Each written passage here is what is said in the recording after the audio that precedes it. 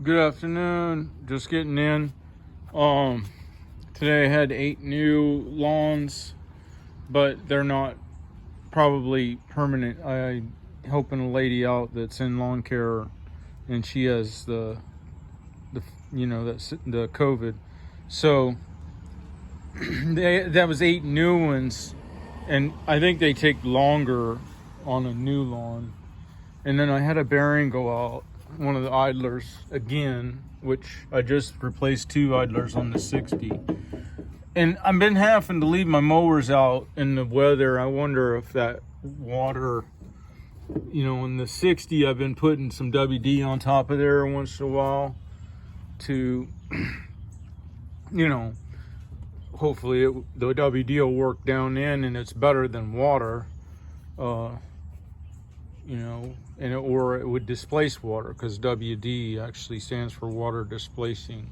But anyway, I'm trying to deal with that. I may cut some Delrin or polycarbonate and put it above the washer, below the nut, but above the washer, to make a shield for that little area. I don't know if you can see it.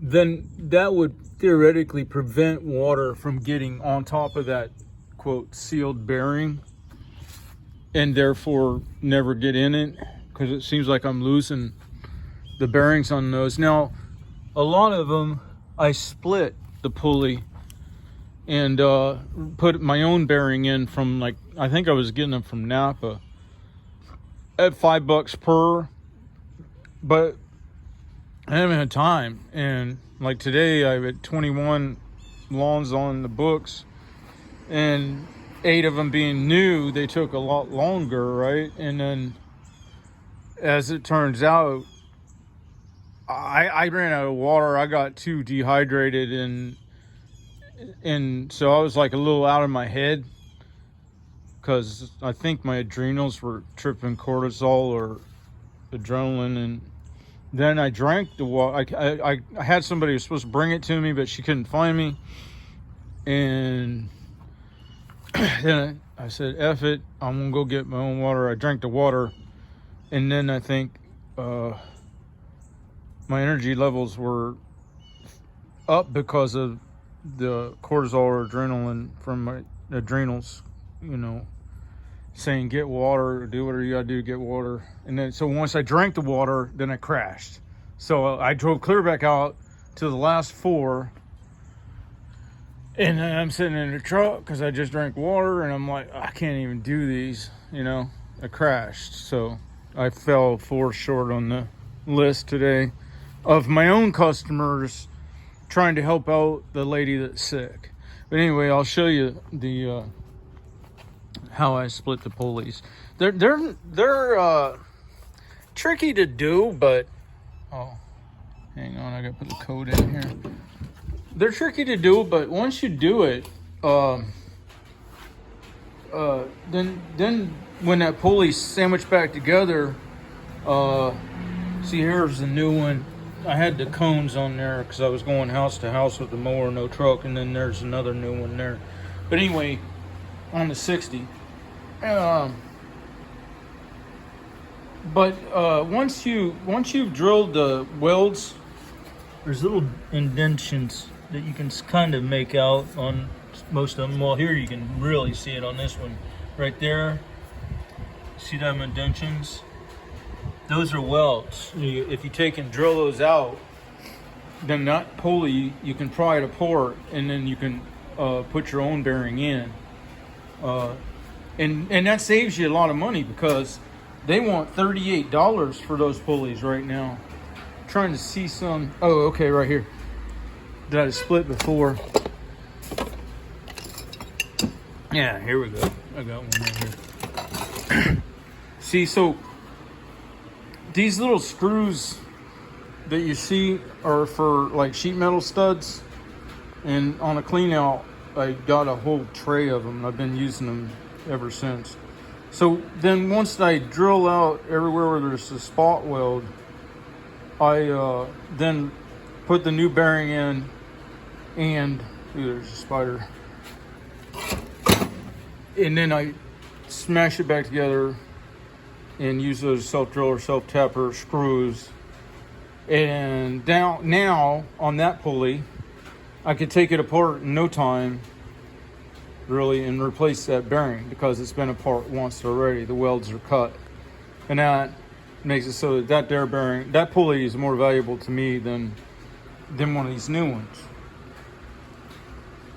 So, but you're probably asking yourself, why didn't you just do that? And I haven't had a minute. I haven't had even a fraction of a second to do anything. And also along those lines is my favorite mower, the other 72, still sits there. And a guy came in on the comments and had a really good perspective on that, and that he says, even if you take up the rocker arms with the valve lash, that it could put the rocker arms at the wrong angle. So he's suggesting I mark it. You'll have to read his comment from the video the other day on that, and see, and then roll the motor around and then see how much of the mark disappears, and if it's off to the side, you know what I mean, to see if it's of a difference that can be taken up with valve lash without causing a problem with because if you were to be pushing on it the wrong angle instead of straight down, well, I don't know. I'll have to look into that when I get time, but hopefully that'll be soon, because that is my favorite mower, and it's light enough to put on the Colorado. So, and then of course it's all winding down. We're getting into where we got to start looking at winter money now, which means all of that's a moot point. And then it's probably going to be getting the mini skid fixed and or the Bobcat and the tree lift. Everything's broke as a joke, but I guess that's the way it goes. And hopefully I can get in some good winter money, because our area is finally starting to develop, and that's a good thing, because if you're in a bad, dead economy, there's not a lot you can do but wait for, get your efficiencies ironed out so that when it does come, and be ready to rise to the occasion, you know what I mean? Because you'll watch these YouTube videos of these guys that are just killing it, and you're like, what's going on, man? I've got the ability and the desire and the willpower and everything else, and no matter how hard, but when there's a traffic jam of lawn care people at the gas stations in the morning, there's actually, if your demographic's not there, if the market's not there, you can fight it and fight it and fight it. But then things change. So if you've optimized your efficiency and saving money like the pulley, then when things do start to pop in your area and you can write your own check because you've now got all the accounts you could take on, then now you're ready. And that's where, if you're doing number of lawns as your measure, your barometer on performance, that's where you come in. There's a lot of guys that are doing their barometer on performance, and it is accurate to some degree, just on total money coming in each day. Well, a lot of those guys, their efficiencies aren't very good, from my opinion. And if they had to switch markets with somebody that's coming from a place where, it's not that the people are tight with their money, then that's where yard count, if you've got quality, comes in. Because now I've optimized to where I can cover 20, a little under 20 a day on loose routes. And now that there's more demand and stuff, I can tighten those routes up. But now that I have the ability, because I've optimized my performance, when there is the market, now I can rise to the occasion and do 20, you know, and make the big money. Things can happen where the guys that are in the hot economies,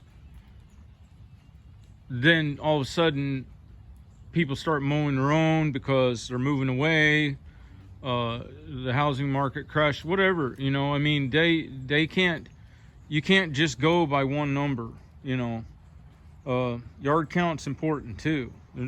Your volume, your ability to do the volume has to be there too.